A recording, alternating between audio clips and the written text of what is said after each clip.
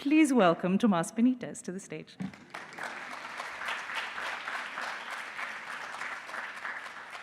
I was born and raised in front of a television set in East LA. I've pretty much been working in Chicano art and culture, community arts, theater, writing, different things throughout most of my life. With all due deference and respect to our hosts, most of the time in America, we have followed the Eurocentric elitist model of arts, which has been separated from other things. You know, and it happened all that way up until, like, I think when Adam Clayton Powell created he and Nancy Hanks sat in the kitchen at a party and created the NEA back in the mid-'60s. And then from then, they began to recognize the fact that the community was part of the arts infrastructure. Plaza de la Raza came from that. We were actually created by a group of rabble-rousers, union workers, and other people with a very specific purpose of being an arts and education satellite in our community, which is East Los Angeles. Lincoln Heights, one of the oldest communities in Los Angeles. Presently 70% Latino, Latinx, Hispanic, Chicano, some kind of O. Probably more like 85% if you take out the Chinese immigrants and the white people who've moved in, at or below the federal poverty standard. It's a poor Latino community. It's been several generations of being a poor Latino community. We are plagued by drugs and gangs and all the rest of it. And we also have a percentage of the community which is immigrant and not necessarily documented. But it's a proud community and it has a proud culture. And for the past 50 years, as the United States' longest-running community-based Latinx center, community cultural center in the U.S., Plaza has been serving its public. As a door and a window, we've given a door to different groups who've come through. We've been a window for other groups to come and visit us. I guess I'm supposed to do the clicker.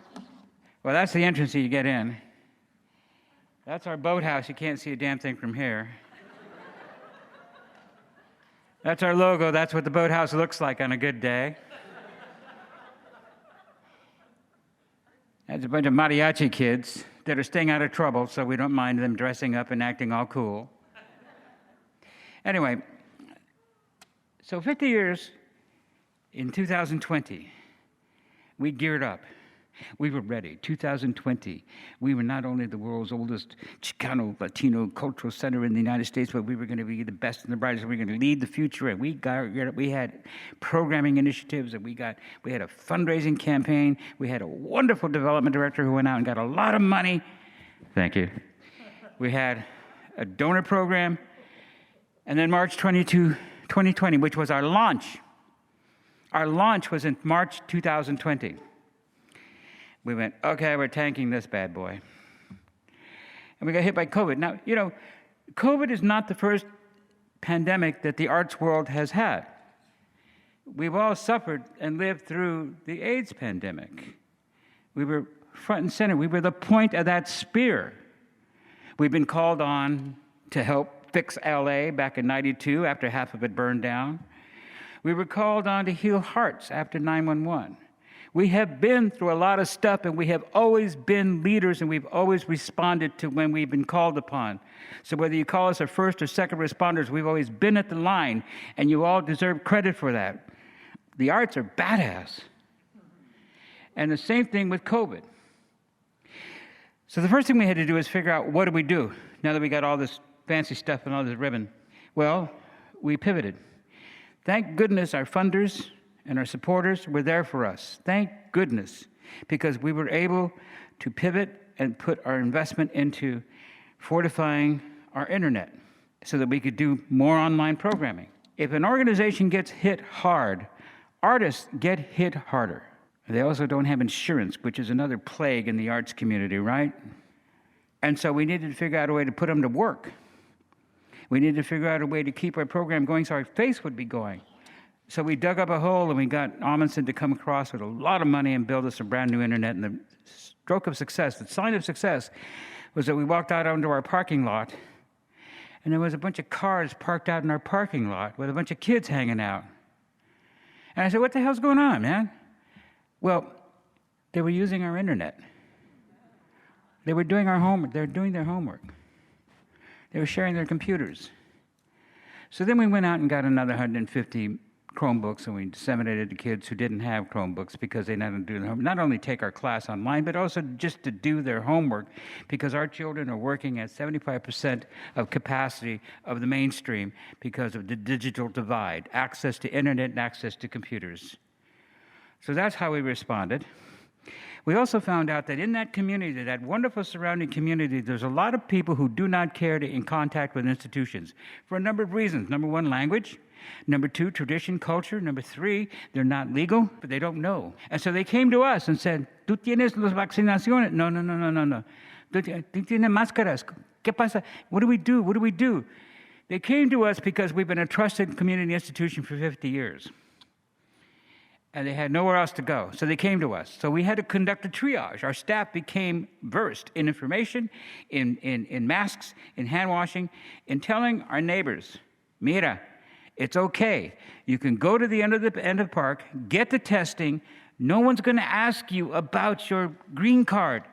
Just go. Vámonos, let's go. I got the van. Let's take 5 people. Let's go. That's what we did. We responded. We've changed our policies. We've had to absorb new staff and policies and costs. We've absorbed a huge hit in our income because immediately 30% of our overall budget, our income was trashed because we had to close campus.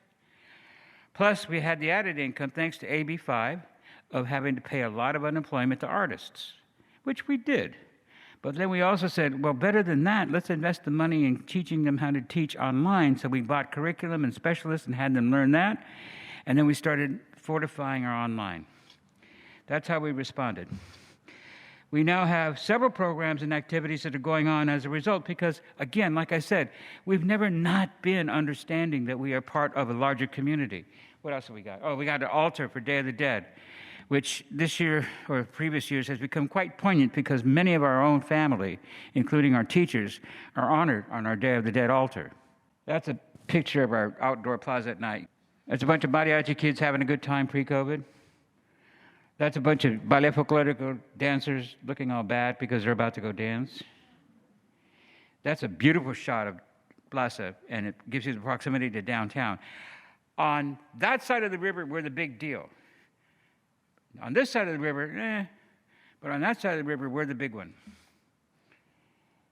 That's a bunch of kids getting ready for Day of the Dead.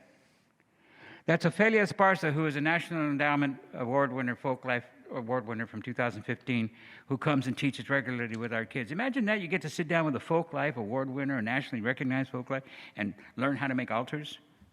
You know how much it costs you? Nothing. This is how you start. And you keep going. Those are my theater kids. You're going to see them tomorrow. They're really wonderful. Mariachis in performance. Little babies. That's a money shot. I put that in the grants and say, here, send me the check. Give us more. Look at that. Her mother is actually the ballet folklorico teacher. That's Lázaro Arbizu, who teaches Aztec dance. He was around when Aztec dance first got started 3,500 years ago, and he's still teaching with us. And he's quite a fixture at our barrio. That's a bunch of old guys hanging around, a bunch of old dudes hanging around, remembering where they began, where it all began for them. The Wolves of East LA, another band from East LA, Los Lobos. That's where they accepted their national award, Folk Life, Quien Sabe. They said, we'll do it at Plaza. We've been partnering with Keck Medical Center across the street from us on Valley Boulevard for the last several years. Now, Keck is building from the General Hospital all the way up to Cal State LA. There's a lot of drama going on about displacing families and community and whatnot, so they need to spend a lot of money in the barrio buying goodwill, and they've come to us, and we're glad to take it because we've been doing some good programs, and we're not going to stop them from taking that over anyway. So they've given us money for the Salud Pati, which is a program that's designed to work with Parkinson's and pre-Parkinson's patients for seniors, and they have started their own group, and they meet every Wednesday, and now they're getting headbands. They're starting to identify. They're creating a club. They're going to have motorcycle jackets pretty soon. And these seniors that come in, into partnership with KEC, with occupational therapy, with physical therapy, and several other groups, the Wellness Center. We've also been doing a series called the Darwin Pub House, which is examining the idea that is it possible that theater could be an intervention in Alzheimer's. Many of you don't know, and you're about to find out, that the number one subject that is not studied in Alzheimer's disease in the United States is a Latin woman and aging Latin women. Aging Latina women are the least studied. So we're focusing on creating a program that's going to utilize theater and now dance, because a dance guy came over after our last meeting and said, I want to be part of it. So now theater and dance are getting together with KEC Medical, OT, PT, sociology, and we're going to be creating a class program to address the idea that we have women in our community that have needs, and possibly theater is the answer. We're very proud of that. We're very, very proud. Finally, and let me just say in conclusion very quickly, you do not have a truly vibrant local economy without the arts and culture. You do not have a truly inclusive education system in your community without arts and culture. You do not have a truly healthy environment with arts and culture. We have always been part of and will always be part of our community and our culture. And we, as artists, must flex our civitas romanus and be proud and be leaders. And Plaza is very proud of its leadership. Thank you.